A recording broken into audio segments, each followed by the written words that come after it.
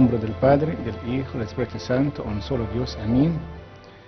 Estamos hablando acerca de la naturaleza de nuestro Señor Jesucristo. Esta vez voy a hablar con ustedes con la naturaleza unida y el sufrimiento.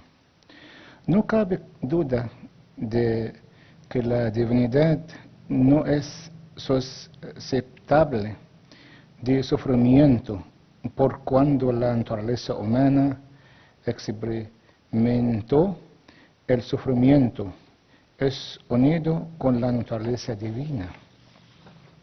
Así fue el dolor infligido a esta naturaleza unida y elementada. Esta explica por qué el credo establecidos por el Santo Concilio de Nicea dice: el Hijo unigénito de Dios descendió del cielo, fue encarnado, se hizo hombre, fue crucificado por nosotros, ven en tiempo de Poncio Pilato, sufrió y fue enterrado y se resucitó de entre los muertos.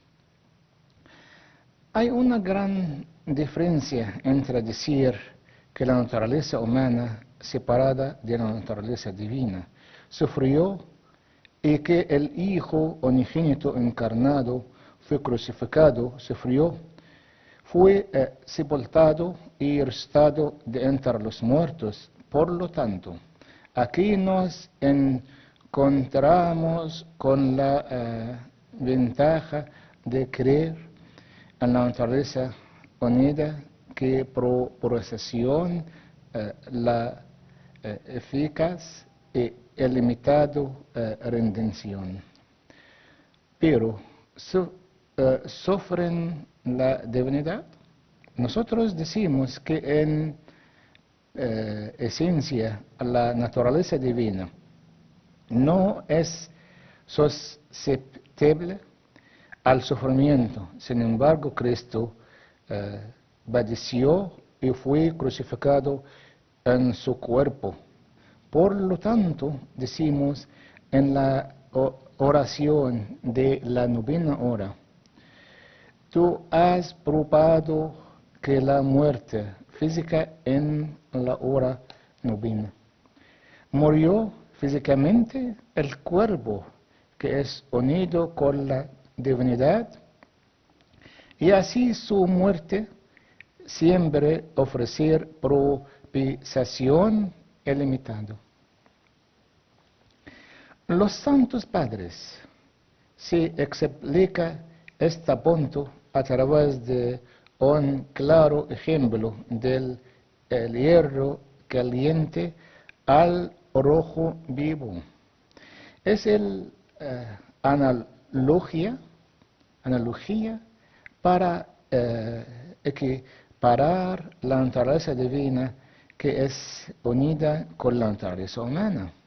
Explicaron que cuando el hierro caliente al rojo vivo es golpeado, el martillo es en realidad sorprendente, golpea tanto el hierro y el fuego unidos con él.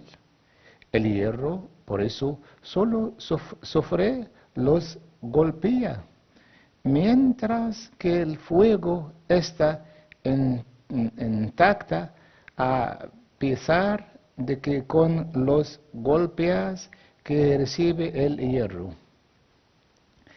En cuanto a la crucificación de Cristo, la Santa Biblia nos presenta un hermoso verso. San Pablo el apóstol habla a los obispos de Éfeso que les pedía: por lo tanto, están atentos y cuando de toda la congregación en la cual el Espíritu Santo los ha puesto como pastores para que cuidan de la iglesia de Dios, el que compró con su propia sangre. Los Hechos de los Apóstoles, capítulo 20, versículo 28. La atribuía la sangre de Dios a Dios, aunque Dios es espíritu, a él la sangre es la de su naturaleza humana, pero aquí nos dijo la sangre de Dios, como las dos naturalezas unidas. Esta expresión es la propia más maravillosa de la naturaleza unida del verbo o logo encarnado, que tiene que ver con el aspecto humano, puede también se refieran a la naturaleza divina. Al mismo tiempo, sin distanciación, ya que no hay separación entre las dos naturalezas.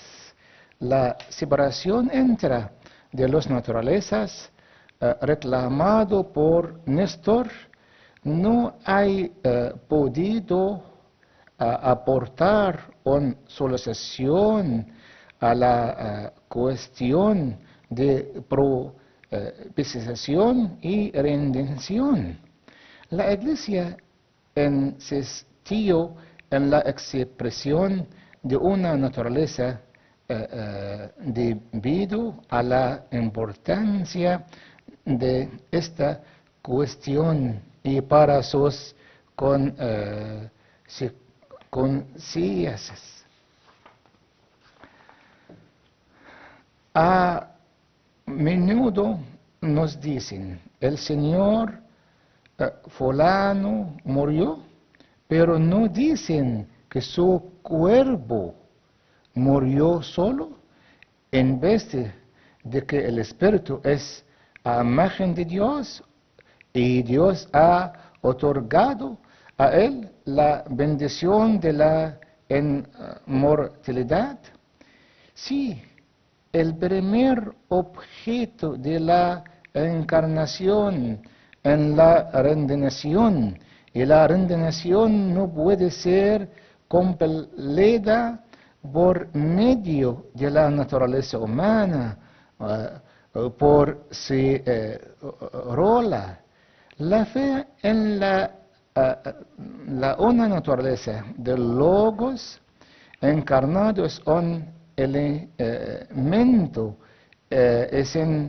esencial y cuestión innegable. La redención no puede completarse si decimos que la naturaleza humana por sí solo si pasó por el sufrimiento, crucificación, derramamiento de sangre y la muerte. Mira a la Santa Biblia y leer lo que dice acerca de Dios el Padre. Si Dios no nos negó ni a su propio Hijo, sino que lo entregó a la muerte por todos nosotros, como no habrá de darnos también junto con su Hijo todas las cosas. La capítulo de San Pablo a los Romanos, la carta de San Pablo a los Romanos, capítulo 8, versículo 32, también. Pues Dios amó tanto al mundo que dio a su Hijo único para que todo aquel que cree en Él no muere, sino que tenga vida eterna. El Evangelio de San Juan, capítulo 3, versículo 16. Pues Dios amó tanto al mundo que dio a su Hijo único para que todo aquel que cree en Él no muera, sino que tenga vida eterna. También en la primera carta de San Juan, capítulo 4, versículo 10. Entonces, el Evangelio de San Juan, capítulo 3, versículo 16, y la primera carta de San Juan, capítulo 4, versículo 10. Es la misma, la misma frase. De este modo, el sacrificado de Dios es el Hijo unigénito, Hijo de Dios, es decir, la segunda persona de la Trinidad. Cuando nosotros estudiamos en la Trinidad, el verbo o el logo, la Biblia no dice que Él sacrificó es la naturaleza humana o cualquier cosa de este tipo, aunque murió en la cruz con su cuerpo humano. Esto es una prueba clara de la naturaleza unida de Dios, el Logo, y aquí es la importancia de esta unidad para el acto de redención. La Biblia también dice en este contexto acerca de Dios Padre. Dios nos libró del poder de las tinieblas y nos llevó al reino de su amado Hijo, por quien tenemos la liberación y el perdón de los pecados. Colosenses capítulo 1, versículo 13 a 15. Cuando la Biblia habla sobre el perdón de los pecados a través de la sangre de Cristo, que atrevió el Hijo, que es la imagen invisible de Dios, y para quien es el reino. Esta es una evidencia más de que la naturaleza unida.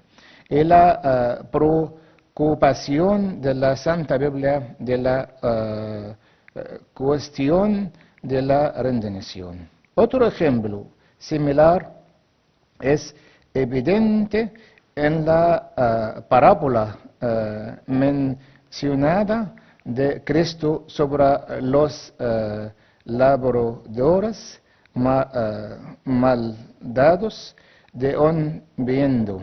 Dice, pero en el final el dueño mandó a su hijo a estos labradores del viñedo. Pero cuando vinieron el hijo, así que lo agarraron, lo sacaron del viñedo y los mataron. El Evangelio de San Mateo, capítulo 21, versículo 37 a 39.